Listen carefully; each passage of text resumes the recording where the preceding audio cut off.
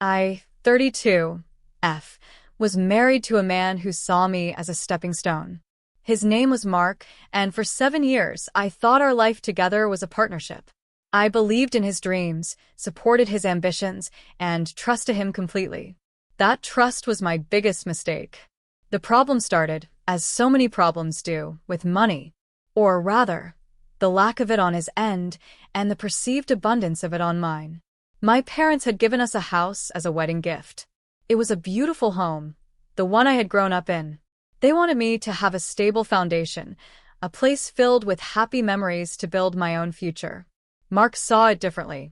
He did not see it as a foundation. He saw it as a pile of cash waiting to be liquidated. He had a business idea, one of those vague tech startups that promised to change the world but had no clear path to profit.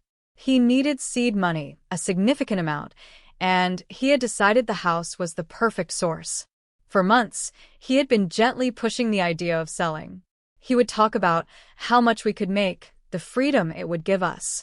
He would paint a picture of a new, more exciting life, one funded by the sale of my childhood home. I was hesitant. The house meant more to me than just its market value. It was where I took my first steps, where my father taught me to ride a bike in the backyard, where my mother planted the rose bushes that still bloomed every spring. Selling it felt like selling a part of myself. But Mark was persistent. His gentle suggestions became more frequent, then more insistent. He started framing my reluctance as a lack of faith in him. He said I was holding him back, that I did not believe in his vision for our future. He made me feel selfish for wanting to keep the one major asset that was truly mine. The pressure was immense, coming from the person who was supposed to be my biggest supporter. I started to feel exhausted by the constant conversations, the subtle manipulations, the emotional weight of his disappointment. I found myself wavering, wondering if maybe he was right. Maybe I was being sentimental. Maybe I should just give in and let him have what he wanted. After all, a happy husband meant a happy marriage, or so I had been told. The turning point came on a Tuesday afternoon. It was a day like any other. Mark was at a networking event for his non-existent company, and I was working from home. I needed a file from our shared laptop, a document for a project I was finishing. As I opened the File Explorer, my eyes caught a folder name that seemed out of place. It was simply labeled The Plan. Curiosity got the better of me. I told myself it was probably just his business plan, something he had mentioned 100 times. But my gut felt tight, a cold knot of dread forming in my stomach. I clicked on it. The folder was not filled with financial projections or marketing strategies. It was filled with text message screenshots. They were conversations between Mark and his sister, Chloe. I opened the first file, my hands trembling slightly. The messages were recent, from just last week. Mark had written, "She's almost there. A few more weeks of pressure and she'll agree to sell." Chloe's reply was a string of clapping emojis. "You're a genius. Freedom is so close." I clicked through the files, my heart pounding a frantic rhythm against my ribs. The messages went back months. They laid out his entire strategy in horrifying detail. He was planning to convince me to sell the house, take his half of the money, and then file for divorce. There were messages about another woman, someone named Jessica. He talked about the new life he was going to start with her, in a new city, funded by my family's generosity. He called me his golden goose. He said I was too emotional and sentimental to see what was really happening. Every word was a knife twisting in my gut. The man I had loved and trusted was a stranger. He was a con artist and I was his mark. Chloe was his accomplice, cheering him on from the sidelines. The betrayal was absolute, a cold wave that washed over me and left me shivering in the quiet of my own home. He was not just planning to leave me, he was planning to rob me. He wanted to take the one thing that represented my family's love and security and use it to build a life on the ashes of our marriage. He had called me sentimental. He had used my love for my home, my family, as a weakness to be exploited. In that moment, something inside me shifted. The hurt was still there, a raw, gaping wound. But beneath it, a different feeling began to surface. It was a cold, hard resolve. He thought I was weak. He thought I was a fool. He was about to find out just how wrong he was. I would not just stop him. I would make him regret ever thinking he could destroy me. My first instinct was to scream, to throw the laptop against the wall, to call him and unleash all the fury and pain that was coursing through me. But I took a deep breath. A messy, emotional confrontation was what he would expect. He would use my anger against me, twist my words, and paint me as the unstable one. That was his method. I had seen him do it to others. No, I had to be smarter than that. I had to be colder. I closed the laptop, my mind racing. I needed a plan of my own, one that was better than his. I needed proof that was undeniable, and I needed to understand the full scope of his deception. The screenshots were a start, but I needed more. I copied the entire folder onto a hidden flash drive, then deleted the copy history from the computer. He would never know I had seen it. The next few days were a masterclass in acting. I pretended that everything was normal. I listened to him talk about his day, I smiled when he kissed me, and I even engaged in conversations about selling the house. But now I was listening with new ears. I was not hearing a husband sharing his dreams. I was hearing a liar rehearse his script. I started asking careful questions, probing for inconsistencies. "So, this new business," I said one evening over dinner. "What's the timeline for profitability?" "I just want to understand the risk we'd be taking." He launched into a polished speech full of buzzwords and vague promises. "It's a sure thing, honey. We'll be making a profit within 6 months. The initial investment is the only hurdle." It was a lie, and we both knew it, but only one of us knew that the other knew. The feeling was chilling. This was the man I had shared my bed with for 7 years. I decided to talk to my best friend, Sarah. She was a lawyer, sharp and practical, and the one person I could trust completely. We met for coffee at a small cafe far from our neighborhood. I laid out the whole story, my voice low and steady, betraying none of the turmoil inside me. I showed her the messages on my phone. She read them in silence, her expression growing darker with each word. When she finished, she looked up at me, her eyes full of a protective fire. "The man is a monster, Lily. A calculating, parasitic monster," she said, her voice dripping with contempt. I just nodded, the validation a small comfort. "What do I do, Sarah?" I asked. "He's pushing hard to sell. He wants me to meet with a realtor next week." "First thing we stall," she said, her legal mind already at work. "We don't say no, but we don't say yes. We ask for more information. We ask for a detailed business plan, financial projections, a list of potential investors. We make it seem like you're being a responsible partner, doing your due diligence." That made sense. It would buy me time. "And the house?" I asked. "What about the house?" Sarah leaned forward. "This is the most important part. Who is on the deed? Is it just your name? Is it both of your names?" I honestly did not know. My parents had handled everything when they gave it to us. I had just signed where they told me to sign. "I think it's in my name," I said. "They said it was a gift to me." "You think," she said, raising an eyebrow. "Lily, we cannot afford to think. We need to know for sure. I need you to find that deed. It's the key to everything. His entire plan hinges on getting his hands on half the value of this house. If we can cut that off, his plan falls apart." She was right.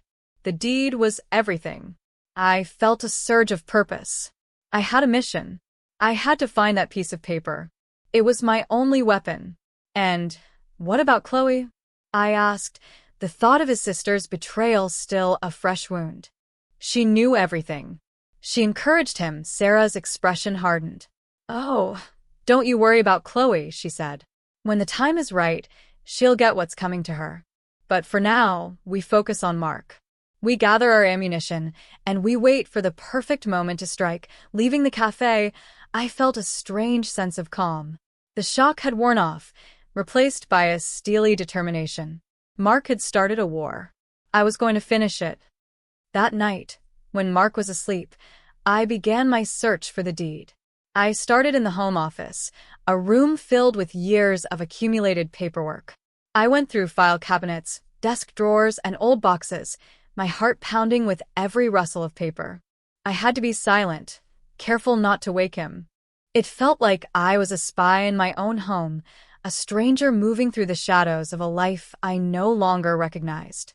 I found old tax returns, car titles, insurance policies, but no deed. After hours of searching, I came up empty. A knot of anxiety tightened in my chest. Where could it be? Did Mark have it? Had he already taken it somewhere to prepare for his grand escape? The thought made me feel sick. The next morning, I tried a different approach. I called my parents. I tried to keep my voice light, casual, as if it were just a simple question. "Hey, Mom," I said. I was just doing some organizing, and I couldn't seem to find the deed for the house. "Do you remember where we put it for safekeeping?" There was a brief pause on the other end of the line. "The deed?" "Oh, honey, you don't have the deed," my mother said. My blood ran cold. "What do you mean, I don't have it?" I asked, trying to keep the panic out of my voice. "Well, your father and I kept it. It's in our safe deposit box," she explained calmly. I was confused. "But why?" "I thought you gave me the house." "We did, sweetheart. It's your home.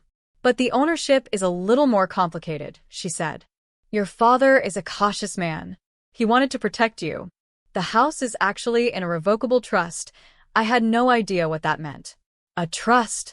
I repeated, feeling like the floor was tilting beneath my feet. "Yes. You are the beneficiary of the trust, and you have the right to live in the house for as long as you want. But the trust itself still technically owns the property." "Your father and I are the trustees," she explained. "We did it to protect the asset for you, just in case. Well, just in case something like a messy divorce ever happened." I sank into a chair, the phone feeling heavy in my hand. My father, in his quiet, overprotective way, had saved me. He had built a fortress around my inheritance without me even knowing it. Mark's entire plan was based on a false assumption. He thought he could force me to sell my house and take half the money. But it was not my house to sell. Not without my parents' signatures. The power dynamic had just shifted, dramatically. He had no idea. He was scheming to get a treasure that was locked in a vault he could not open. "Lily, are you there? Is everything okay?" my mother asked, concern in her voice. I took a shaky breath. "Everything is fine, Mom," I said, a slow smile spreading across my face. Actually, everything is perfect. I now had the ultimate piece of leverage. Mark's grand plan was a house of cards, and I was holding the one card that could bring it all crashing down. But I could not reveal it yet. The timing had to be perfect. I needed to let him dig his own hole a little deeper. I needed to let him believe he was winning. So, I continued to play the part of the hesitant but yielding wife. When he brought up the realtor again, I agreed to a meeting.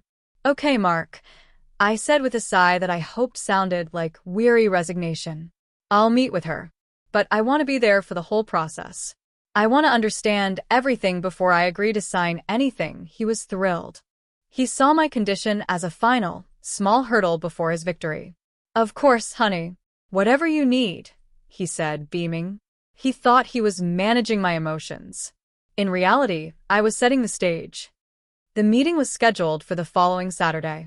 In the meantime, I focused on his co-conspirator, Chloe.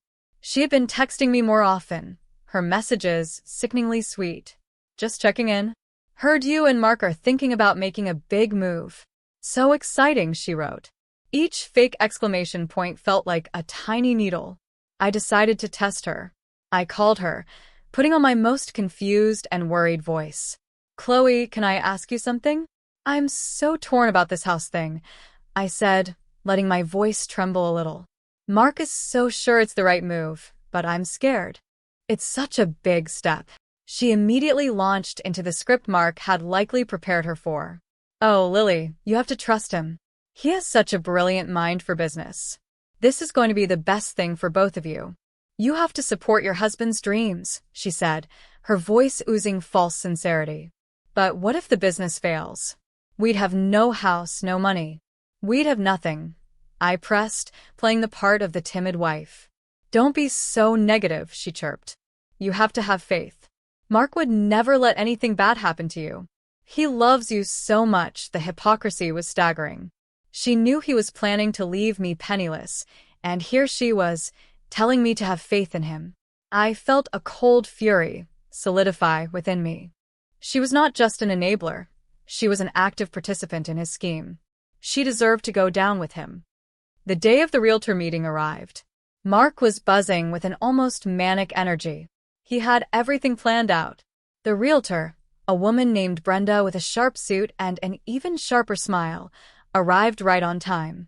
She walked through the house, complimenting the layout and the natural light, talking about staging and curb appeal. Mark followed her around like an eager puppy, agreeing with everything she said. I trailed behind them, a quiet observer. Brenda finally sat us down at the dining room table, spreading out a folder of market analyses and listing agreements. The market is incredibly hot right now, she said, her voice polished and professional. I'm confident we can get a very aggressive price for this property. We could have it listed by next week and likely have offers within days. Mark could barely contain his excitement. He looked at me, his eyes wide with anticipation. Isn't this great, honey? He said, reaching for my hand across the table. I let him take it, my skin crawling at his touch. I looked at Brenda. It all sounds very promising, I said calmly. But I have a few questions about the paperwork, Brenda smiled. Of course. Ask away, I pointed to the listing agreement. This document requires the signature of the property owner, correct? I asked. Yes, that's right, she confirmed. To legally list the property, all owners on the title must sign. I nodded slowly. And what happens if the person living in the house is not the legal owner? I asked, my eyes fixed on her. Brenda's professional smile faltered for a fraction of a second. She looked from me to Mark, a flicker of confusion in her eyes. Well, that would be a different situation. The legal owners would have to be the ones to sign. The occupant's consent wouldn't be legally sufficient to sell, she explained carefully. Mark started to look uncomfortable. He gave my hand a squeeze, a silent warning. Lily, what are you doing? Of course we're the owners, he said through a tight smile. I pulled my hand away from his. I turned my full attention to him, ignoring Brenda completely. Are we, Mark? I asked, my voice quiet but clear. Are we really the owners of this house? His face began to pale. He knew something was wrong. The confident swagger he had worn all morning was gone, replaced by a dawning look of panic. What are you talking about? Your parents gave us this house, he stammered. I let the silence hang in the air for a moment before I delivered the blow. No, Mark, I said, my voice as cold as ice. My parents let us live in this house. They were very generous, but they never signed it over to me. They put it in a trust. My father and my mother are the trustees. They are the legal owners. I watched as the color drained completely from his face. He looked like he had been punched in the gut.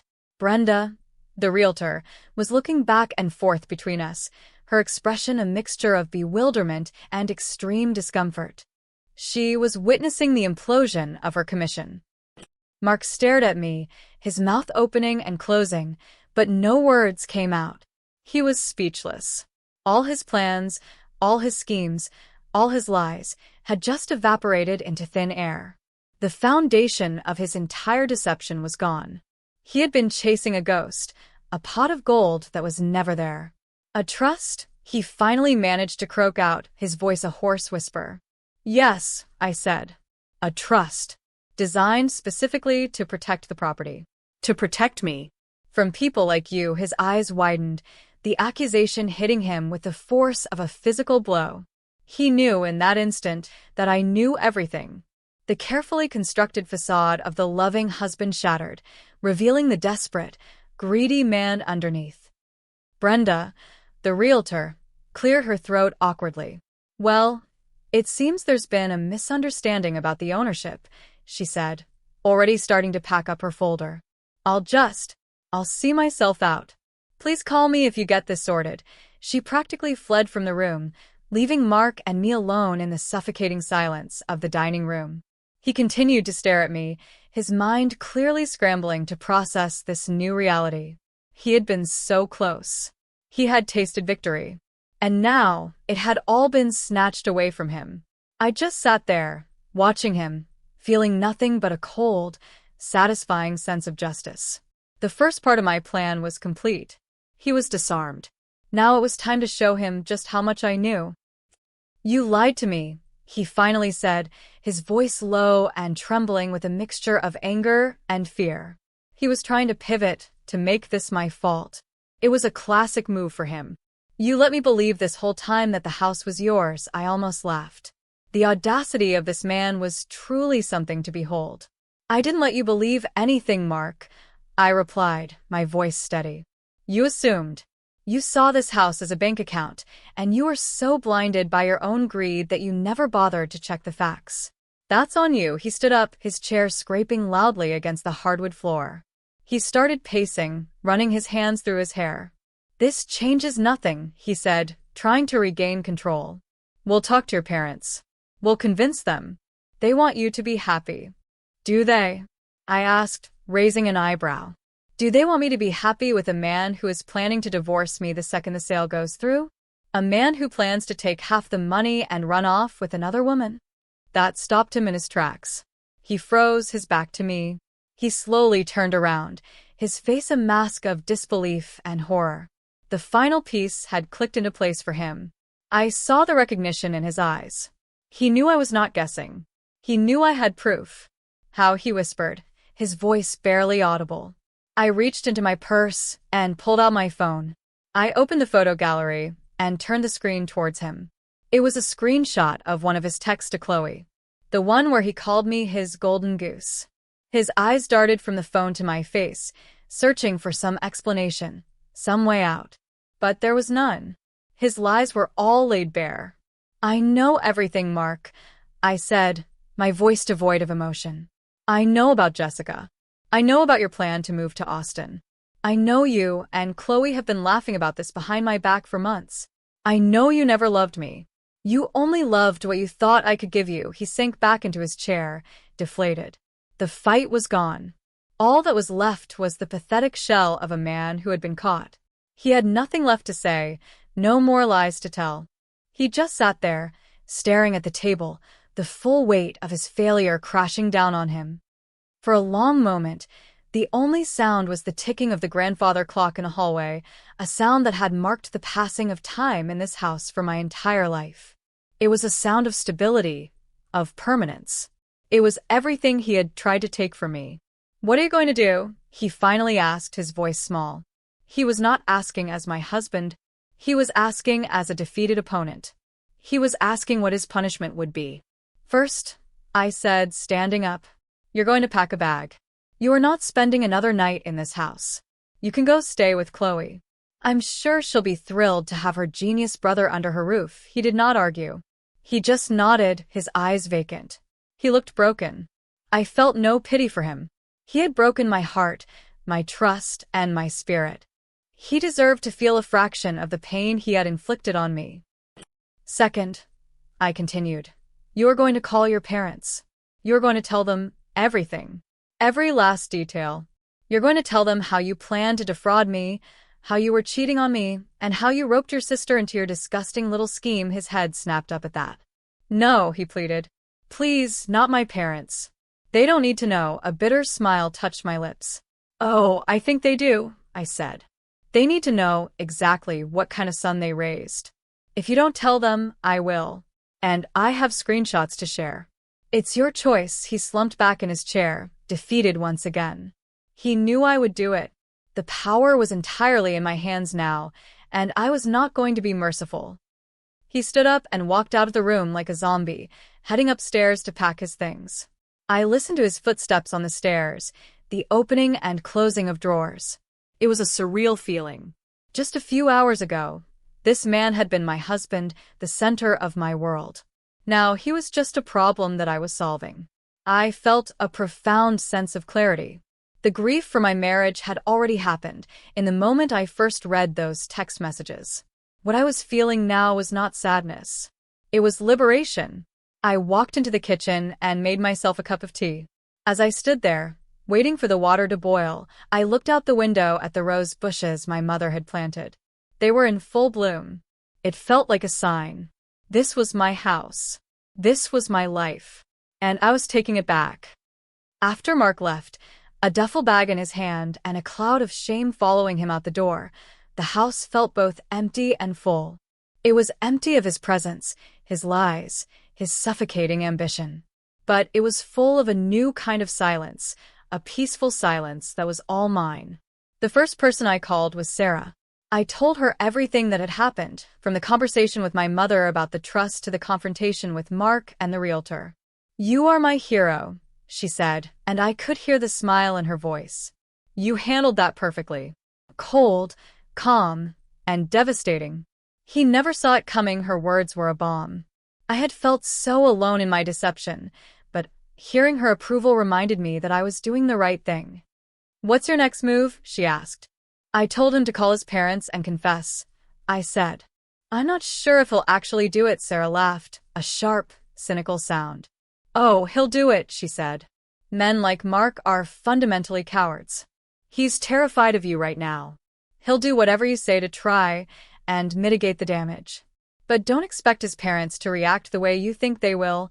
That was a sobering thought. I had always had a good relationship with Mark's parents, David and Eleanor. They had always been kind to me, but I knew that their loyalty would ultimately lie with their son. "What do you mean?" I asked.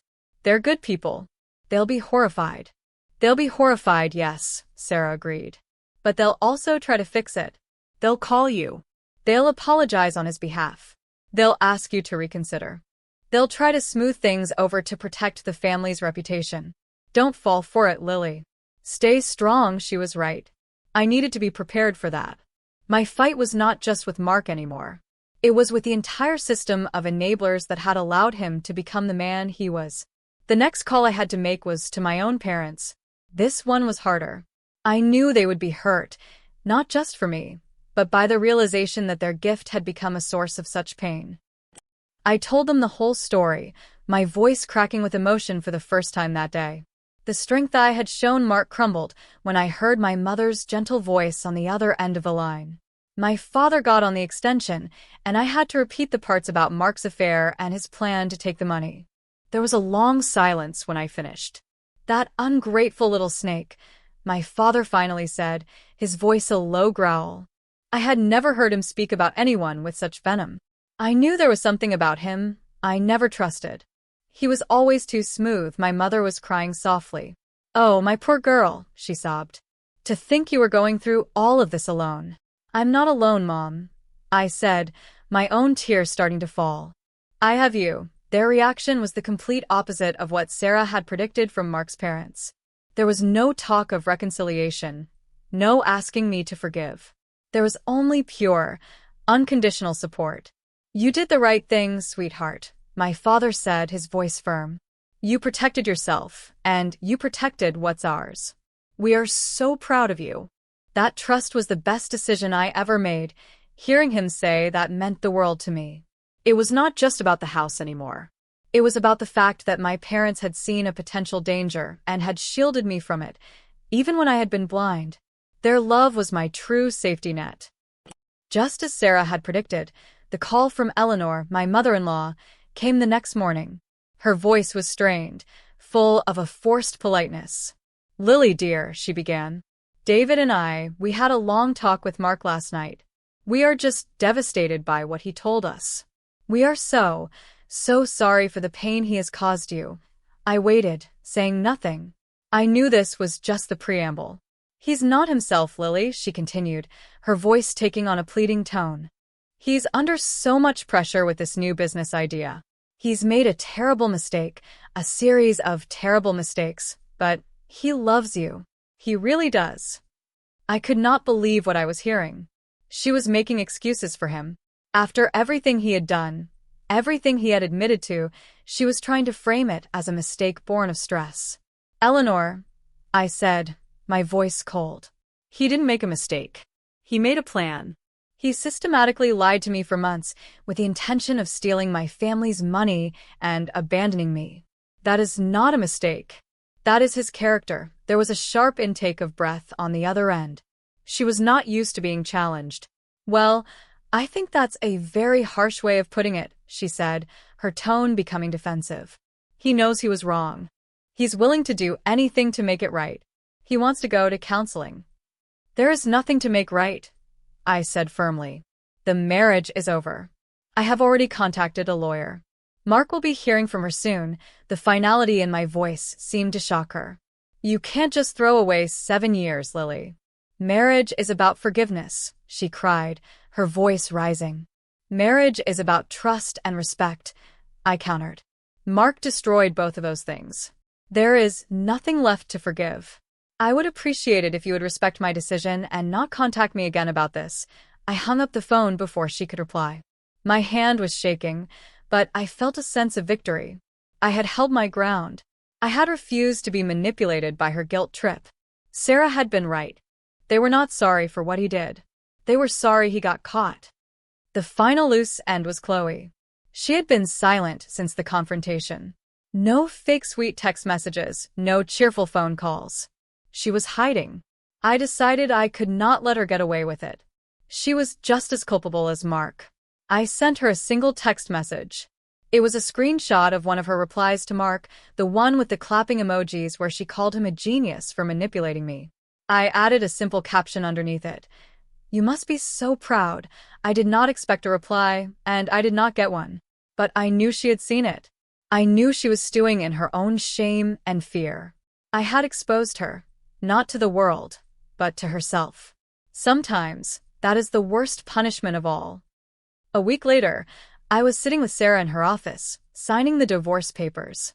It was a simple, straightforward process.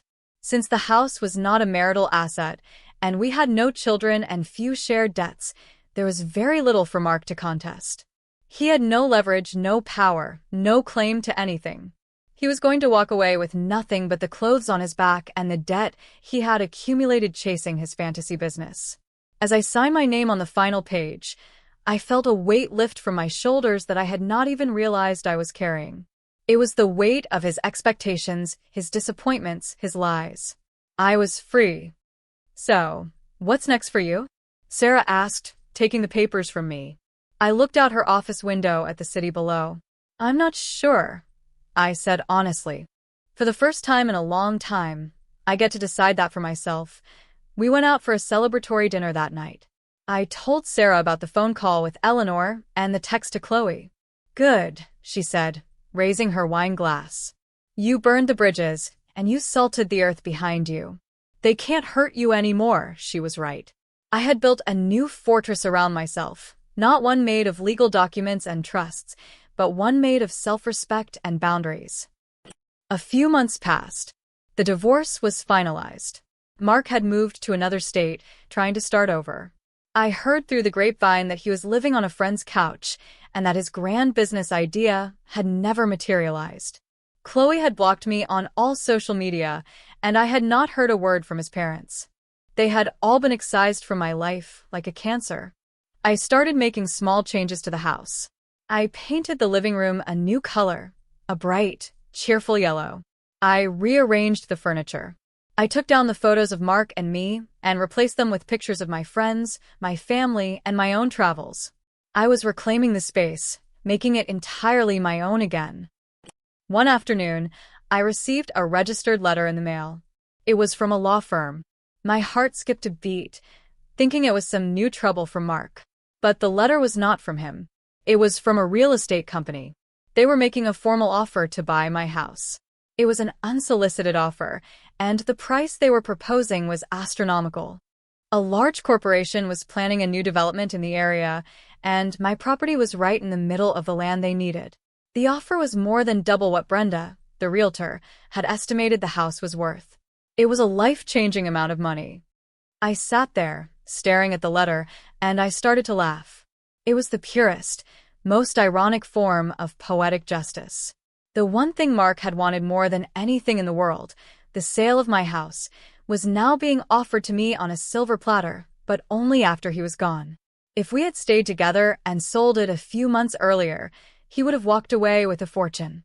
But his own greed, his own impatience had been his downfall. He had rushed his plan, and in doing so, he had cheated himself out of the very thing he was trying to steal. I called my parents and told them about the offer. Well, what do you want to do, honey? My father asked. It's your decision for the first time, The thought of selling the house did not fill me with dread. It was not about being forced or manipulated anymore. It was about a choice, a real choice that was mine to make. I could stay in the house that I loved, the house that had protected me. Or I could sell it and start a completely new chapter with the resources to do anything I wanted. The house had served its purpose. It had been my sanctuary, my fortress. But maybe it was time to build a new life, one that was not defined by the past, but by the future. I decided to sell. My parents, as the trustees, signed the paperwork without hesitation. The process was quick and smooth. The money was transferred into a new bank account, one that was in my name, and my name alone. The day I moved out of the house was emotional. I walked through the empty rooms, touching the walls, saying goodbye to the ghosts of my childhood. But they were happy ghosts, and I was not leaving them behind. I was taking the memories with me. I was leaving behind the shadow of Mark and the pain of my marriage. A year later, I was living in a beautiful apartment in a city by the sea. I had used some of the money to travel, to see parts of the world I had only dreamed of. I had started my own small business, a consulting firm that was thriving. I was independent, successful, and happier than I had ever been. I had not heard from Mark or his family since the divorce. They were a distant memory, a closed chapter in a book I no longer read. One day, I got a friend request on social media from a name I vaguely recognized. It was one of Mark's cousins. I was about to delete it, but curiosity made me click on her profile. Her page was public. I scrolled through her pictures and then I saw it. A photo from a recent family gathering. In the background, looking gaunt and unhappy, was Mark. He was standing next to a woman I assumed was Jessica. Neither of them was smiling. In the comment section, someone had asked his cousin how Mark was doing. Her reply was short and to the point. He's having a tough time. His startup failed, and he's in a lot of debt. Things are strained. I looked at the picture for a long time. I saw the man who had tried to ruin me, and I felt nothing. No anger, no pity, no satisfaction. Just a quiet sense of detachment. He had made his choices, and he was living with the consequences. My life was full and bright, and his was small and shrinking. He had wanted to get rid of me so he could have a better life. But in the end, by getting rid of him, I was the one who had found it. The house he thought was mine had been my cage, and then it had been my weapon. And finally, it had been my key to freedom. He thought he was selling a house, but he was really trying to sell my future. He failed, and I had never felt richer. The sense of peace I felt was profound. It was not just about the money or the new life. It was about the knowledge that I had faced the ultimate betrayal and had not only survived but thrived. I had outsmarted a manipulator. I had stood up to his enablers. I had reclaimed my own narrative. The story was no longer about a woman who was deceived. It was about a woman who took back her power. I often thought about that final confrontation, the look on Mark's face when he realized the house was not mine to sell. It was the moment the entire power dynamic of our relationship had been inverted. He had always seen me as soft, emotional, and easy to control. He never imagined that I had a core of steel. My relationship with my parents deepened in the aftermath. They had always been loving, but now there was a new layer of mutual respect. They saw me not just as their daughter, but as a strong, capable woman. My father, in particular, seemed to take a quiet pride in how I had handled the situation. "You have a good head on your shoulders, Lily," he told me once. "You're more like your mother than you think." It was the highest compliment he could give. My friendship with Sarah also became stronger. We had been through a war together, and she had been my most trusted general. We had a standing dinner date every month, a tradition we both cherished. Sometimes, I wondered what would have happened if I had not found that folder on the laptop. Would I have eventually given in? Would I have sold the house, signed the papers, and handed him the weapon he planned to use against me? The thought was terrifying. It was a reminder of how close I had come to ruin. It made me more cautious, more observant, but not cynical. I still believed in the goodness of people. I just had a much better understanding of the darkness some of them carried. I learned to trust my instincts, that cold knot in my stomach that had told me something was wrong long before I had any proof. My new business was a source of great joy. I was helping small businesses develop their marketing strategies. I was good at it and my clients valued my work. I loved the feeling of building something from the ground up, something that was entirely my own creation. It was the complete opposite of Mark's dream, which had been based on taking something that belonged to someone else. I was creating value, while he had only sought to extract it. It was a fundamental difference in how we saw the world. One day, I was having lunch with a new client. He was a kind, intelligent man named Alex. We had a great professional chemistry, and after a few meetings, he asked if I would be interested in having dinner with him outside of a work context. I was hesitant at first. The wounds from my marriage were not entirely gone. But there was something about him that felt safe, genuine. I said yes. We had a wonderful time. He was funny and he listened when I talked. There was no hidden agenda, no manipulative charm. He was just a good man. It was the beginning of something new, something promising. It was a reminder that my past did not have to define my future. I did not tell him about Mark right away. It was not a secret, but I wanted him to get to know me for who I was now, not for what I had been through. When I finally did tell him, months later, he was quiet for a long time. Then, he just took my hand and said, "I'm so sorry you had to go through that. But I'm not surprised you came out of it stronger. You're the strongest person I know." His reaction was so different from the pity or morbid curiosity I had feared. It was full of respect. It made me feel seen, not as a victim, but as a survivor. Life moved on. The seasons changed. My business grew. My relationship with Alex deepened. The memories of Mark and his betrayal faded, like an old photograph left out in the sun. They were still there, a part of my story, but they no longer had the power to cause me pain. They were just facts, data points in a life that was now full of so much more.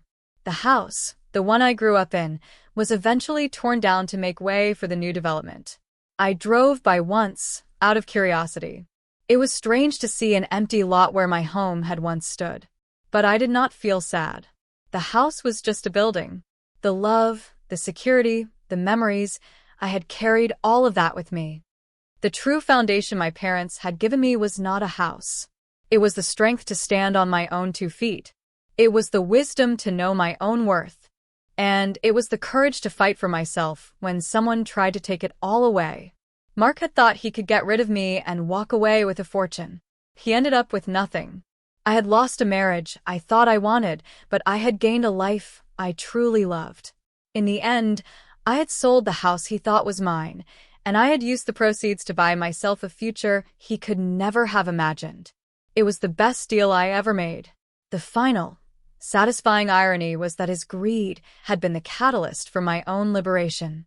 He had intended to write the final chapter of my story, but instead, he had just given me the perfect beginning for a new one.